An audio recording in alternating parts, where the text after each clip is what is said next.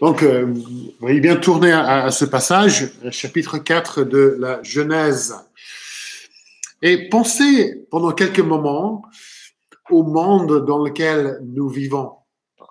Réfléchissez à tout ce qui se passe, à tout ce qui s'est passé, on va dire, ces 100 dernières années dans notre monde. Il y a 100 ans, qui aurait pu imaginer un truc comme ça, un smartphone? Qui aurait pu imaginer tout ce qu'on peut faire avec un smartphone? Même il y a 20 ans, on va dire, 30 ans, mais il y a 100 ans, on va dire. Qui aurait pu imaginer il y a 100 ans un homme sur la Lune? Qui aurait pu imaginer la chirurgie faite par des robots? Ou même des robots? Qui aurait pu imaginer des voitures qui n'ont pas besoin de chauffeur? Ce serait facile de dire que notre monde est magnifique, et il l'est. Pourtant, toutes ces choses sont vraies. Pourtant, nos prisons sont pleines à craquer. Si vous écoutez le discours du président Macron cette semaine, il y a de plus en plus de violence dans la rue et dans les foyers. Le XXe siècle a été le siècle le plus sanglant de l'histoire de l'humanité.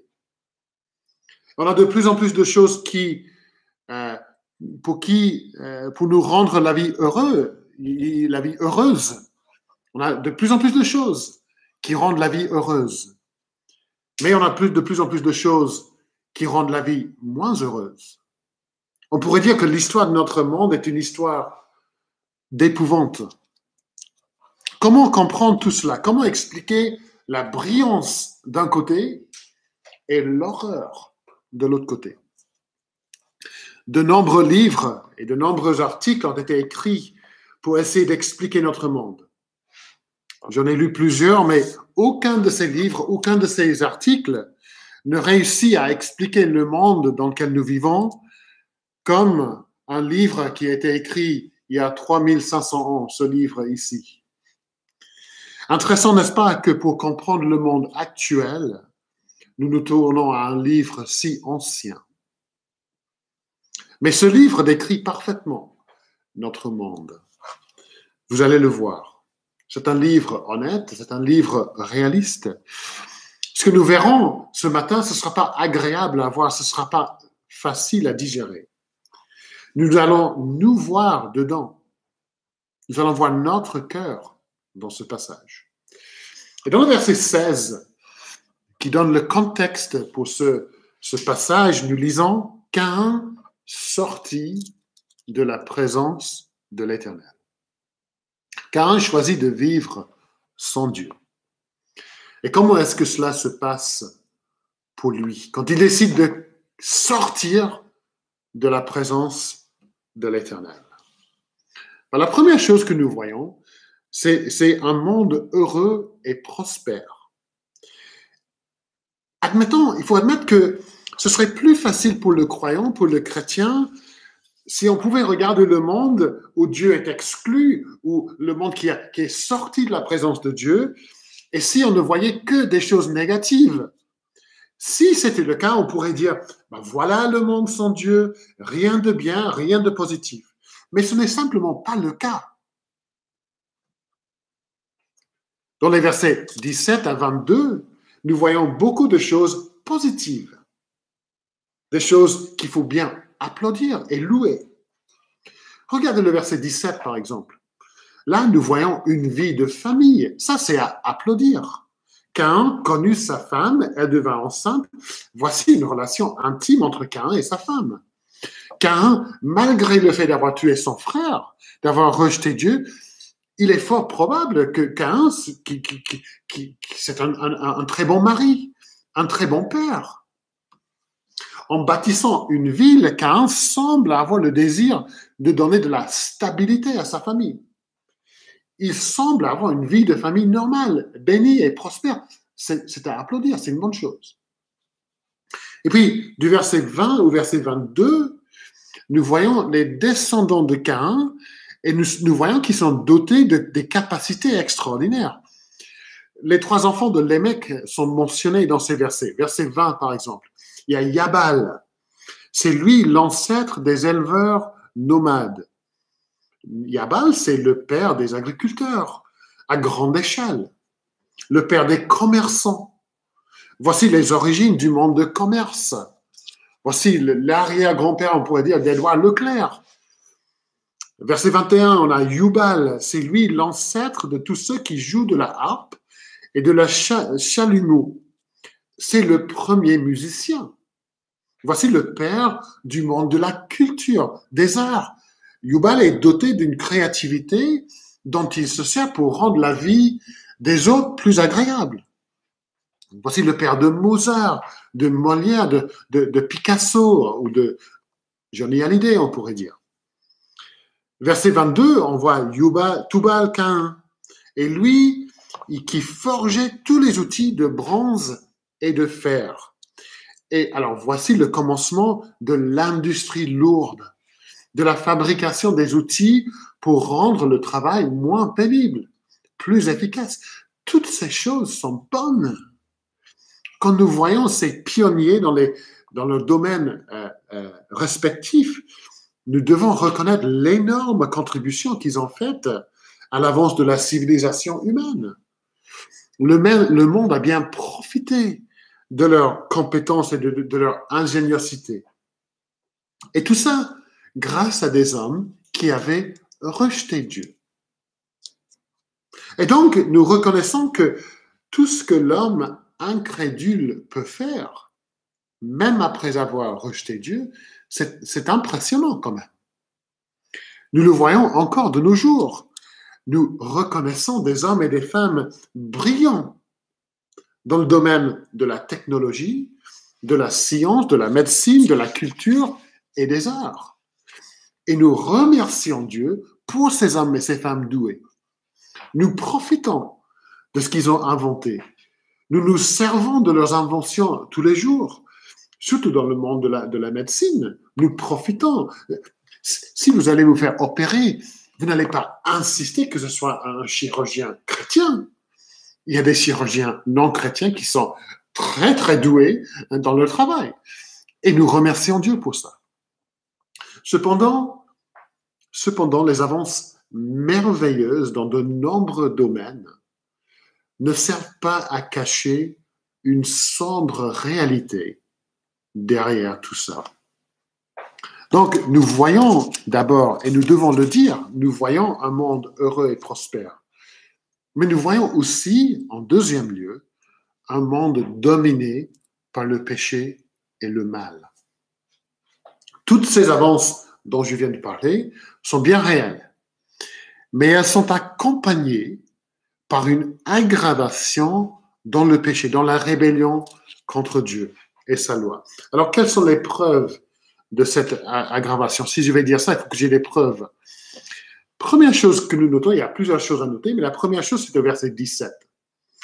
Et là, nous lisons « Caïn bâtit ensuite une ville ». Alors là, vous dites, où est le mal dedans? Là, on voit de la construction tout autour de nous, c'est bien. Vous qui habitez à la campagne, vous allez dire que c'est moins bien, mais c'est pas une mauvaise chose d'habiter dans une ville. Mais regardez le verset 12 de ce chapitre que nous n'avons pas lu, le verset 12, qui fait partie du jugement de Dieu contre Caïn pour le meurtre de son frère. Et là, au verset 12, nous lisons, c'est Dieu qui parle, « Tu seras errant et tremblant sur la terre. » Tu vas errer sur la terre, avait dit Dieu. Mais Caïn n'accepte pas le jugement de Dieu. Et c'est comme si Caïn dit à Dieu, « Dieu, je ferai ce que je veux. Je m'en fiche de ton jugement. » Et c'est encore une preuve de sa rébellion contre Dieu. Dieu lui avait dit, tu vas errer. Caïn dit, non, je vais construire une ville. Je vais fonder une ville. Je vais m'installer, je vais poser mes bagages ici. Et Caïn continue à dire non à Dieu. Et les experts en hébreu nous disent qu'une meilleure traduction de cette phrase serait « il était en train de construire une ville ». Et ils nous disent que le texte semble suggérer qu'il n'a pas réussi à la finir. Donc, il voulait désobéir à Dieu, mais Dieu l'a empêché. Il n'a pas pu réaliser son projet. Donc ça, c'est encore une aggravation dans la rébellion contre Dieu. Deuxièmement, au verset 19, nous voyons encore une chose. L'auteur maintenant fixe son attention sur Lémec. Lémec, c'est la 7e génération de la famille d'Adam. Et Moïse, il fait ça, c'est Moïse qui a écrit ça. Moïse, il fait ça pour nous montrer combien l'humanité s'éloigne de Dieu en 7 générations. Il veut nous montrer toute la mesure du péché et de la rébellion. Regardez au verset 19. Il y a une phrase qui attire notre attention. Nous disons, Lémec prit 2 femmes. Alors, cette phrase vient quelques versets après le passage où l'auteur Moïse présente la monogamie comme la norme donnée par Dieu pour la famille. Une seule femme. Et là, Lémec prit 2 femmes. Lémec rejette cette norme donnée par Dieu. Il prend 2 femmes. Tant pis pour ta loi, Dieu. Je veux faire ce que je veux. Et le texte semble nous dire ces raisons pour prendre 2 femmes. Si on regarde les prénoms de ces femmes, l'une s'appelle Ada, et ce prénom veut dire belle ou jolie. L'autre s'appelle Tsila, qui vient du verbe tenter, un petit bruit qui attire l'attention. Et ça fait référence à une voix douce, une voix séduisante. Et donc, nous pouvons voir dans ces détails que Lémec est un homme gouverné, non pas par le désir de plaire à Dieu, mais par le désir par la volonté de plaire à ses propres désirs. Ses désirs dominés par les désirs sensuels, sexuels. Dieu avait dit une femme. Mais si Lémec, tu vois une deuxième belle femme séduisante, prends-la. Si cela te plaît, vas-y, fais ce que tu veux.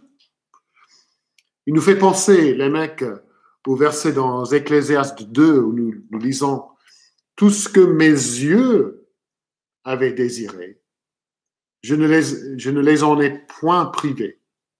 Je n'ai refusé à mon cœur aucune joie. Si tu vois quelque chose que tu veux, prends-le.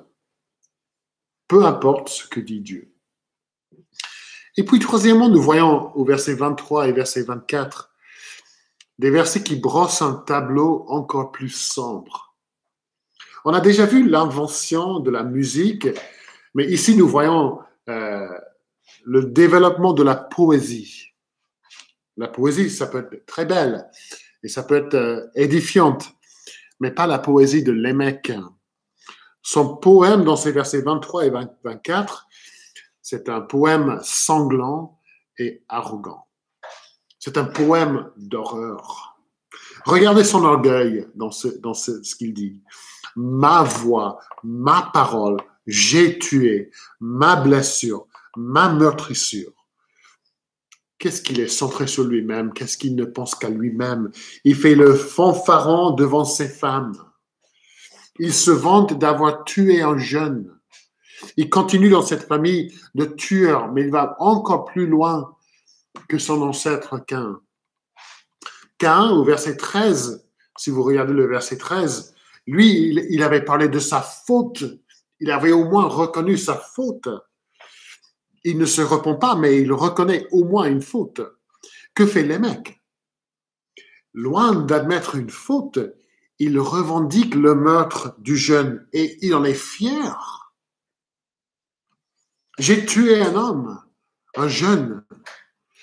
Vous vous souvenez d'Adam et Ève? Eux, ils se sont cachés après leur péché. Lémec, lui, il veut que tous sachent ce qu'il a fait.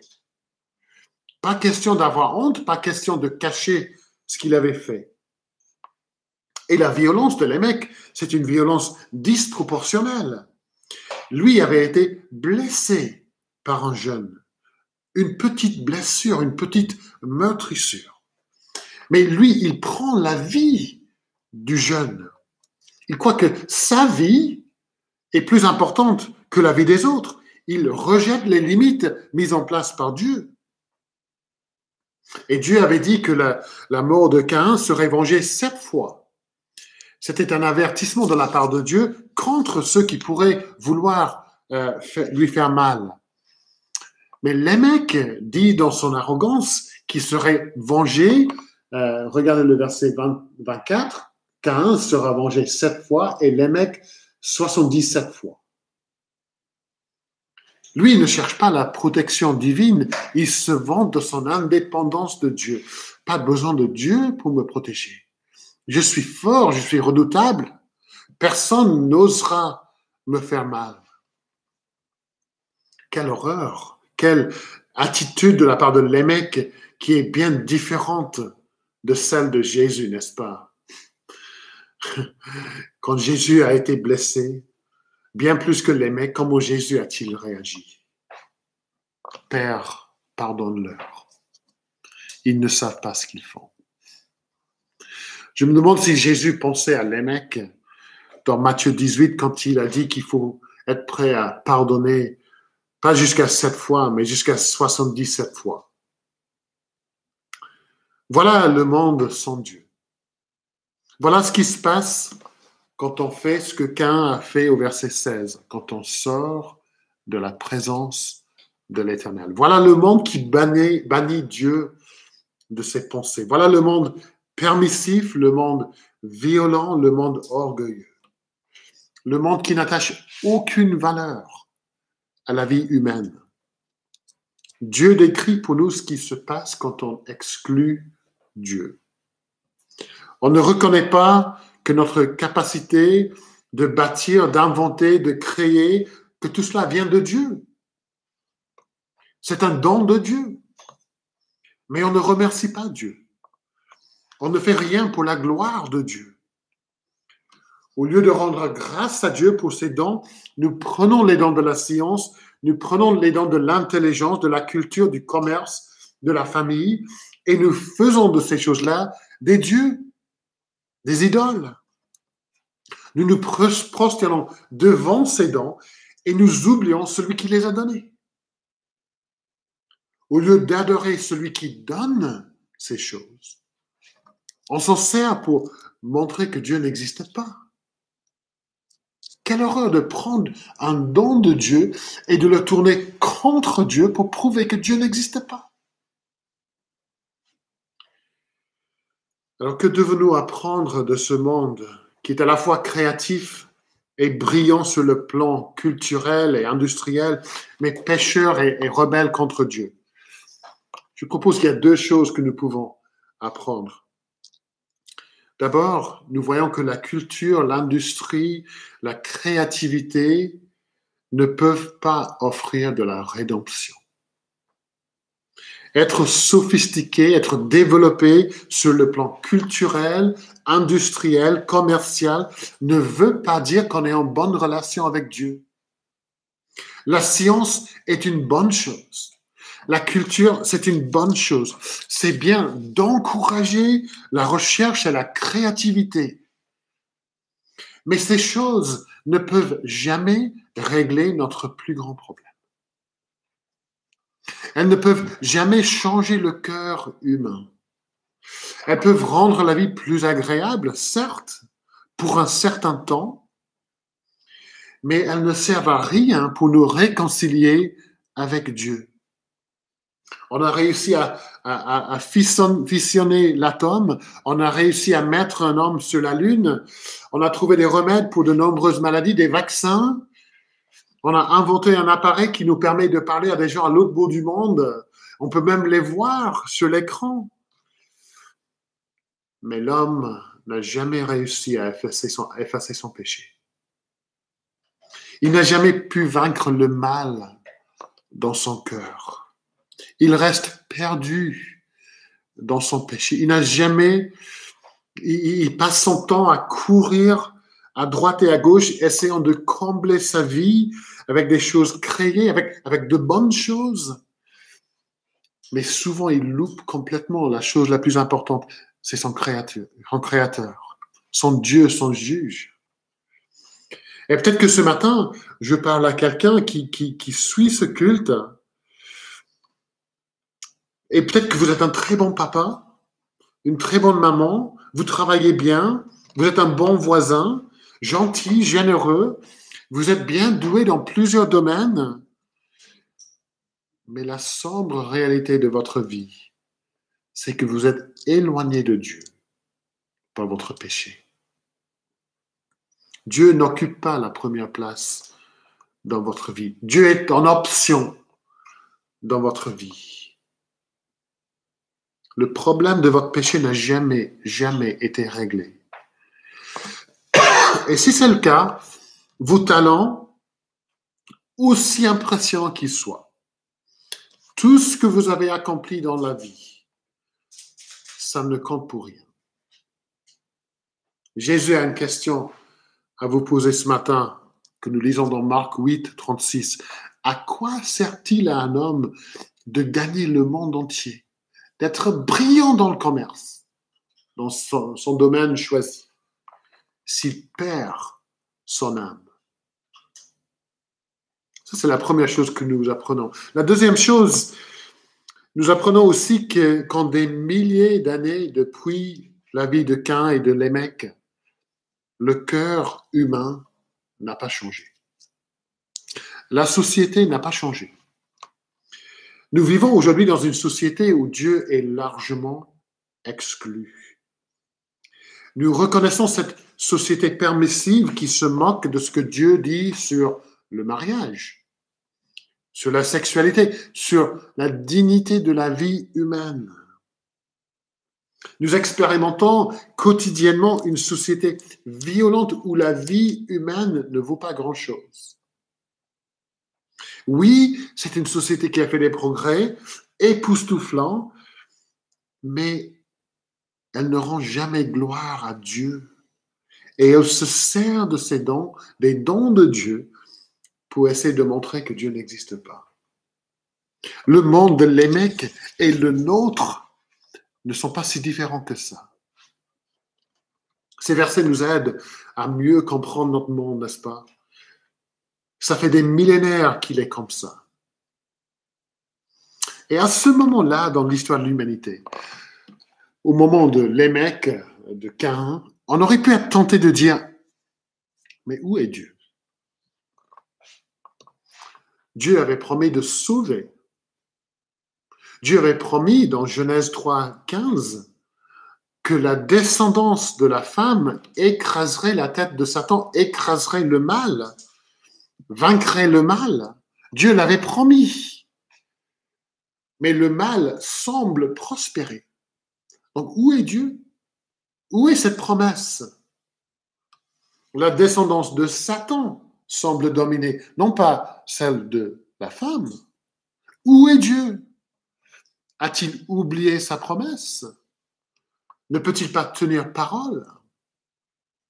Et ça nous amène à la dernière chose que nous allons voir dans ce passage ce matin. Et c'est la promesse de Dieu accomplie. Nous avons vu un monde de progrès, un monde brillant, un monde de péché, et puis la promesse de Dieu accomplie. Regardons pour terminer les deux derniers versets de ce chapitre. D'abord le verset 25. Adam connut encore sa femme.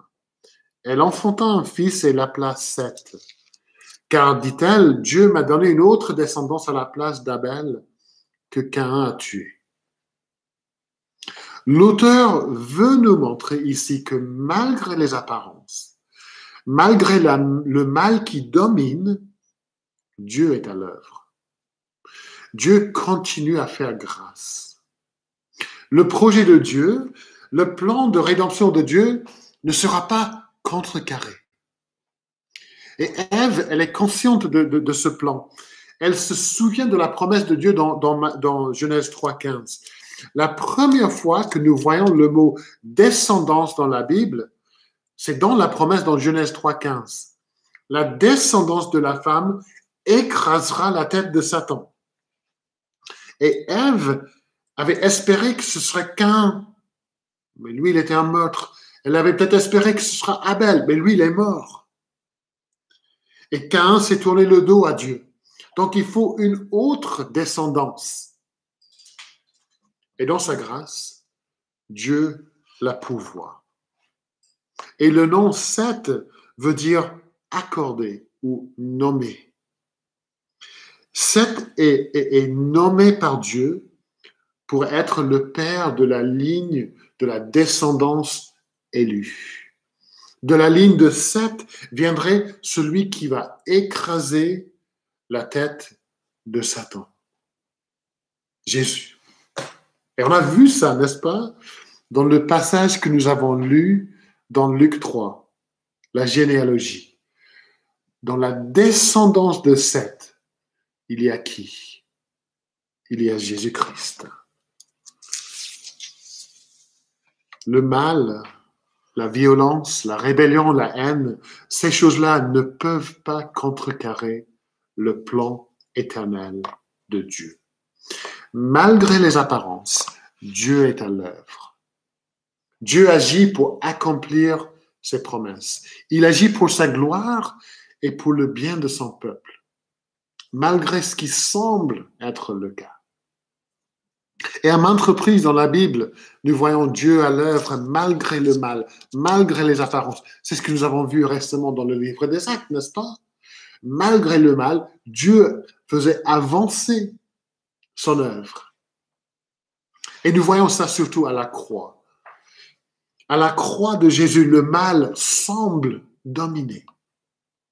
Le Fils de Dieu, cruellement battu, maltraité, cloué à la croix roumaine par des gens violents, iniques, rebelles, incrédules, tout comme à l'époque de Lémec.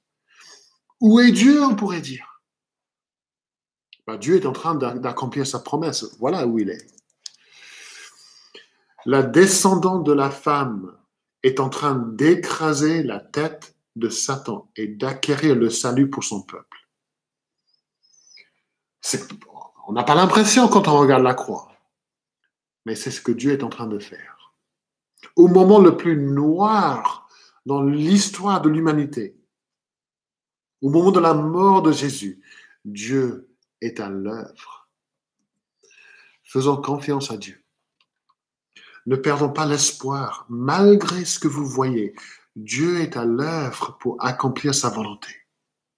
Dans Romains 5, verset 20, nous lisons, Paul écrit, « Mais là où le péché s'est multiplié, la grâce de Dieu a été bien plus abondante encore. » Dans le monde de Seth, le péché se multipliait, mais la grâce de Dieu encore plus. Et même chose à la croix, et même chose aujourd'hui. Dieu continue à faire grâce là où le péché abonde. Et qu'est-ce qui se passe quand Dieu fait grâce? Verset 26 nous donne la réponse. Les gens commencent à invoquer le nom de l'Éternel. Seth et ses enfants étaient pionniers de la louange et de l'adoration régulière et habituelle de Dieu. Malgré ce qui se passait autour d'eux, malgré l'indifférence et l'hostilité envers Dieu, malgré la pression de se conformer au monde, de faire comme tout le monde, Seth et ses enfants croient en Dieu. Ils servent Dieu, ils mettent leur confiance en Dieu, ils mettent Dieu au centre de leur vie. Ils reconnaissent leurs besoins de Dieu. Le prénom Enoch parle de la fragilité de la vie de l'homme. Donc, en donnant ce nom à Enoch, on voit l'humilité de Seth devant Dieu. Il reconnaît sa dépendance de Dieu. Le monde entier refuse de le faire, mais pas Seth. Le monde autour refuse de reconnaître son péché, de demander à Dieu de lui pardonner. Le monde ne marche pas, ne cherche pas la grâce et la miséricorde de Dieu. Ne met pas sa confiance en les promesses de Dieu. Mais Seth et sa famille invoquent le nom de l'Éternel. Et quel encouragement pour nous aujourd'hui qui vivons dans un monde comme celui de Seth. Quel encouragement pour nous à aimer le Seigneur, à servir le Seigneur, à suivre le Seigneur, à vivre pour lui, malgré l'hostilité que nous voyons autour de nous. Tenez ferme contre le tsunami de péché, d'hostilité, de ridicule, de moquerie, et invoquez le nom de l'Éternel. Même si vous êtes le seul dans votre famille à le faire, peut-être que là, devant moi ce matin, vous regardez à l'écran et vous êtes la seule personne dans votre famille. Et il y a cette pression terrible de faire comme tout le monde. Tenez bon comme Seth, invoquez le nom de l'Éternel comme Seth. C'est difficile, mais c'est possible grâce à Dieu. Le monde qui ose nous dire que nous sommes insensés, lui, il est comment le monde? Ben, nous venons de voir. Ne soyons pas intimidés par ce monde hostile, invoquons le nom de l'Éternel. Continuons à annoncer sa gloire, à annoncer sa grâce. Dans un monde pécheur, continuons à invoquer le nom de l'Éternel, de celui qui a tant aimé le monde, qu'il a donné son Fils unique afin que quiconque croit en lui ne périsse point, mais qu'il ait la vie éternelle. Et peut-être que ce matin, je parle à quelqu'un qui n'a jamais invoqué le nom de l'Éternel. Et vous êtes encore dans le monde de Caïn et de Lémec, encore dans votre péché. Vous n'avez jamais invoqué le Sauveur. Est-ce que c'est là où vous voulez rester? Dans ce monde de Lémec, dans ce monde de Caïn? Écoutez les paroles du prophète Ésaïe et de l'apôtre Paul. Cherchez l'Éternel pendant qu'il se trouve. Invoquez-le tandis qu'il est prêt. Et puis Paul dit dans Romains 10, car quiconque invoquera le nom du Seigneur sera sauvé. Seth et sa famille ont dû invoquer le nom de l'Éternel pour être sauvés, et ils l'ont fait. Et Dieu leur a accordé son salut. Et il fera pour vous aussi. Même ce matin, invoquez-le. Il est prêt. Il vous sauvera. Là où le péché s'est multiplié, la grâce de Dieu a été bien plus abondante encore. Je vous encourage ce matin à invoquer le nom de l'Éternel. Amen.